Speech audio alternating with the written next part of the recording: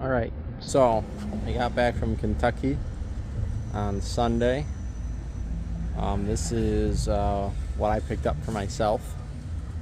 It's another 5998 Oldsmobile, but this car I bought for the trim and the sheet metal, because I need quarters, I need fenders. All these fenders are going to have to be sandblasted and epoxied because of all this rust. There's no rust holes that I can see. The reason this car was like this was originally, this car's got what, 50,000 miles on it, I think, something like that, 56,000 miles. And it's got, the floors are rotted. This had a really nice interior. But what happened is, about 16 years ago, where they were in Kentucky, they got a big flood. This car is up to here, under the water. Totally ruined it, unfortunately. But silver lining is I get to take two cars that are not on the road and make one that will be on the road. I don't know if I'm cutting the quarters off of this car yet, because the reason would be because I want a flat top. I have a flat top car at home. Flat top with the wraparound back glass, which I think looks way better than this. But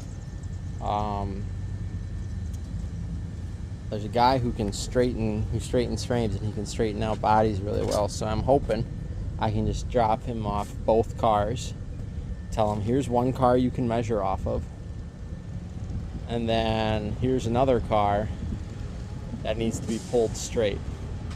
Pull it straight. I'll have some rust work I gotta fix on the one at home. It's rusty right up in here, and I'm hoping I can just have it straightened and we can measure off of this car, and I can pull the bumpers and all that stuff off of this car, and that way he can pull it straight and get it close. Again, this car I really just bought for the trim, but if I can get it close and get that car pulled straight, and we're looking good, even if it costs $1,000, $1,500, it's still a lot less time than cutting off all these quarters and all that and trim. Plus, I can pull what trim I need off of this car, and then I can pull the front clip, the hood, fenders, and all that, and then I can sell this car and make my money back on it. Just replace the trim and the badges that I need, and then I can sell it. I've already got a guy who's interested in it when I'm done with it. He lives in Ohio. I just actually delivered a 59 parts car to him on my way to pick this one up. I've delivered him a 5990 Dynamic 88 that I had bought for some pieces, and I bought it because it had a factory air conditioning system in it. So if I can pull the pieces I need off of this and sell this car for, it's got a title for the cab, so I mean that's worth some money.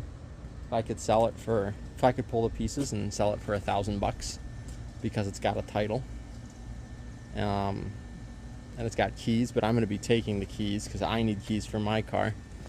I need the locks, the ignition, and the trunk. So if I can pull the keys, and if I can sell this car for $1,000 with no bumpers, with no fenders, with no hood, someone would buy it because it's got some good glass pieces. It has a good windshield, good roof. It'll have quarters on it. I also need the driver's door, so I'd be pulling the driver's door off. But, it's got a title. That's the big thing. So if someone's got a car that, needs a title, they'll have it. And I'm pulling the grill and all that. Grill, all the headlights, trims, all that stuff, because I need it all. So, I mean, if I could sell it, make my money back. And then I've got the bumpers off the Dynamic 88 parts car that I'm ready to sell. I got a piece. I am pulling the center section off my Dynamic 88 rear bumper, and I'm installing it on my 98 because I was going to use this bumper. It's a little bent. It's a little too rusty. The other one still has some rust on it, but it's not nearly this bad. And then I need to clean up my reverse buckets, which I need to modify those because I'm going to run the exhaust out where the reverse lights go and then move the reverse lights so I can have a dual exit out of the bumper. And then it looks like this bumper's a little tweaked, but it's not bad. Looks like it could be lowered or bent or straightened. And when I get all this re-chromed, eventually, again, I'm going to put it together with some rusty chrome on it just so I can drive it and enjoy it. And then eventually I'll pull the bumpers, I'll pull the tail lights and have them re-chromed. But I want to get the car running and driving, get it everything else near perfect, get the body nice, get the interior nice, get the engine really nice, and then I can just unbolt my bumpers, my tail lights, send them in to be replated. Because everything else on the car, everything else, pretty much all the trim on this car is stainless steel, except for bumpers, these bumper uppers, these fender forward trim pieces, and the taillights, and the mirror. But the mirror is not really trim. The mirror is a functional piece. But everything else pretty much. Ooh, I'm glad I didn't lose that on the road. But my car also doesn't have a side view mirror, so I'll be nice to install this door that can have one. But anyways, I'm also not sure if I'm going to do a two-tone paint job on my car because my car currently does not. It'd be pretty easy. You just tape off, and then this piece unbolts from the door. This piece unbolts, and then you just tape. You paint the whole upper of the car except the roof. So that could be cool to have a blue and white two-tone car. That would be pretty fancy. I really like this white and gold, but it won't match my interior is the thing. So this is my second white and gold car. My 59 Dynamic 88 I pulled from Texas had this paint job on it too, white and gold with a gold and white interior. Love it. It's a very, you don't see a lot of cars in the white and gold. You see a lot more blues and whites and reds and just solid whites and solid blues. There's a couple red and white ones too. Where it's white and where the gold is, it's red. That looks pretty good. But I have a blue interior that's in fantastic shape that I gotta use. So we're gonna run the blue and white paint, I think. Well, we're gonna go two-tone. And then I have that blue car, that ocean mist car over there, which I'm putting together. That's my buddy's red two-door over there.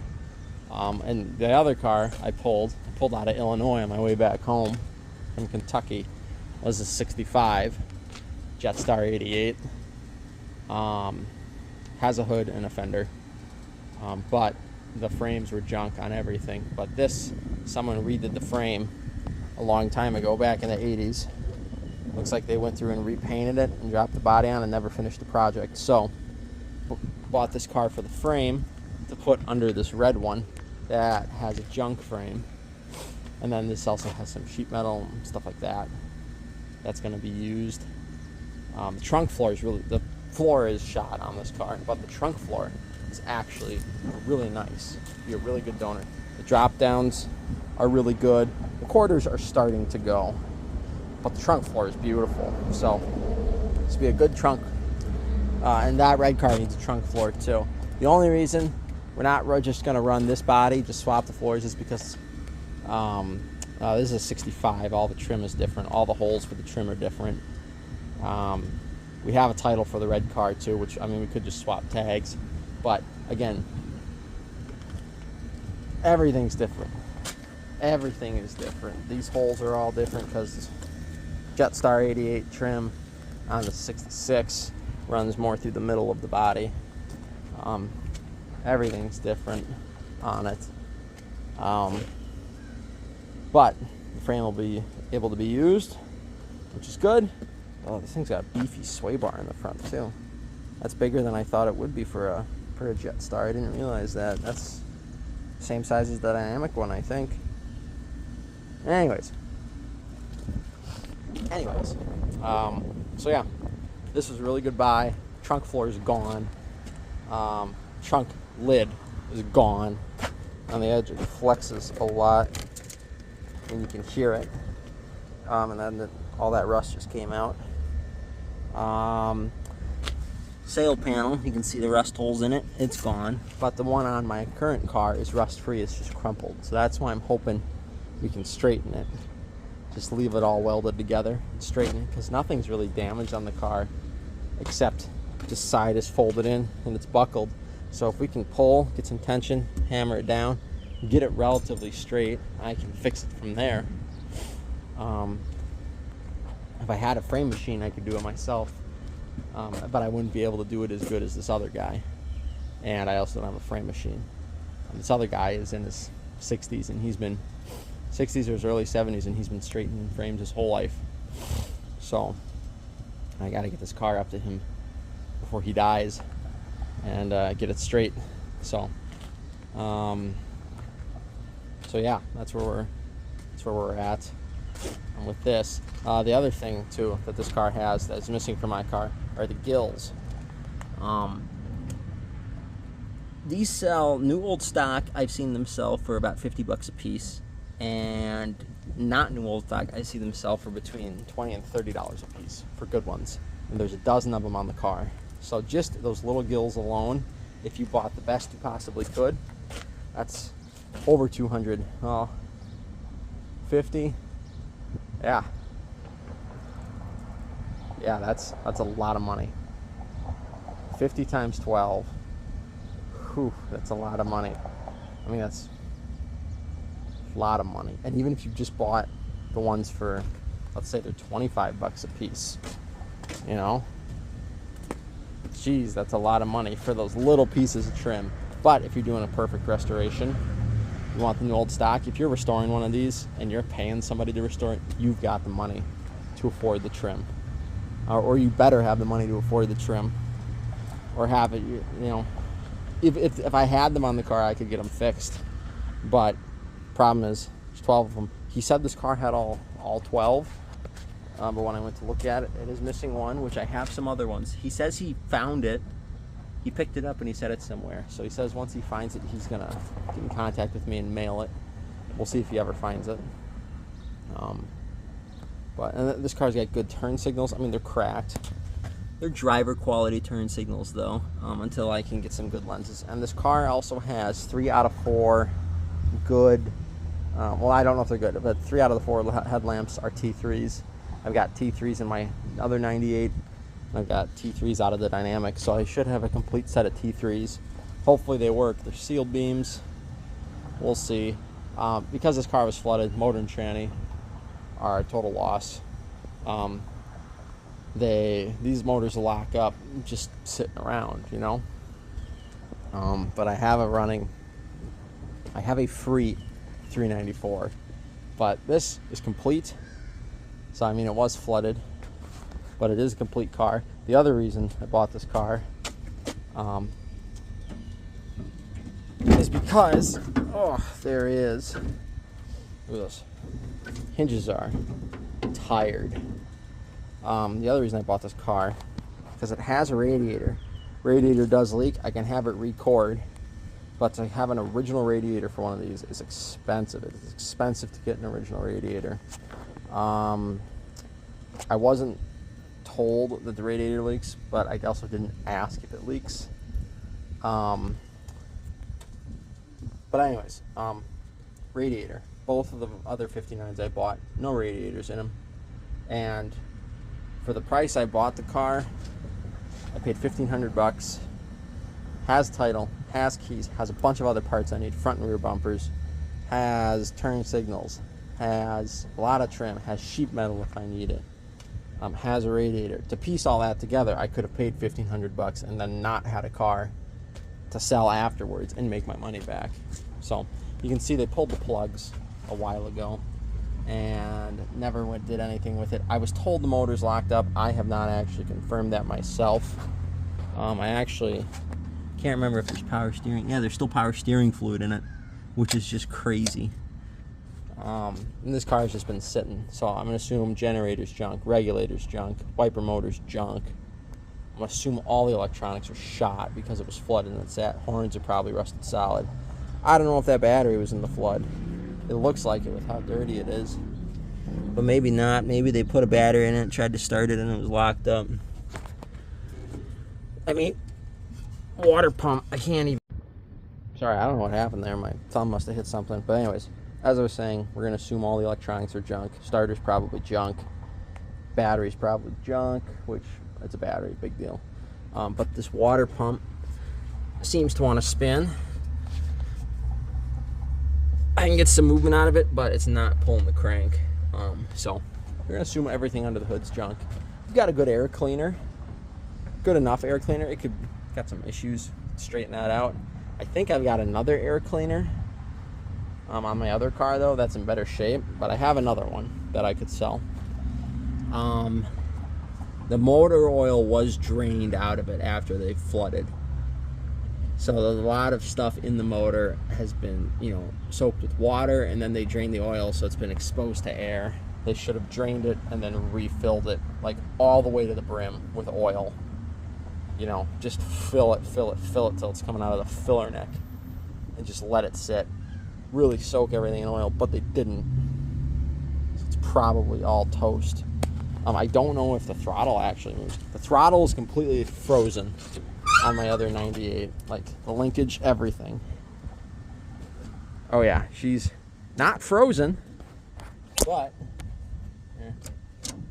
yeah. Oh yeah, look at that. Okay, so I have a carburetor that's not seized up because I disconnected the throttle linkage on the other one, I believe, and the carburetor is totally seized. So we do have free linkages. That's good. But anyways, yeah, this is where we're at with this car. It's got some rust issues that I'm gonna have to fix, but I've got a couple hoods. Oh yeah. That is new. Okay, so the hood needs some body work. Oh boy. Oh boy. Okay. Yeah, she's crisp. I think crisp is an understatement. Well, we might be fixing the blue hood if it's solid. It's a little beat up, but we might be fixing the blue hood and using this one for art or something. I'd like to, with all my rustiest panels, I'd really like to cut off, like here, just right here, cut straight down, or at the back of this trim, I should say, cut straight down, really at the back of the bumper, sorry, cut straight down, take some of my beat up trim, just cut it, and get myself a nice front end I can hang on the wall, or we just do the grill. We save the fenders because I don't really want to mutilate usable parts if someone can straighten them. But yeah, that's where we are with this car. Yeah, that's about it. I'll make my money back selling parts off of this thing and keeping the parts I need, so not too worried about that. I just got to get to it. I got to get my other one straightened out. I got to get the title sorted out for the flat top and then start having it straightened. So yeah, that's about it. I'm gonna get home.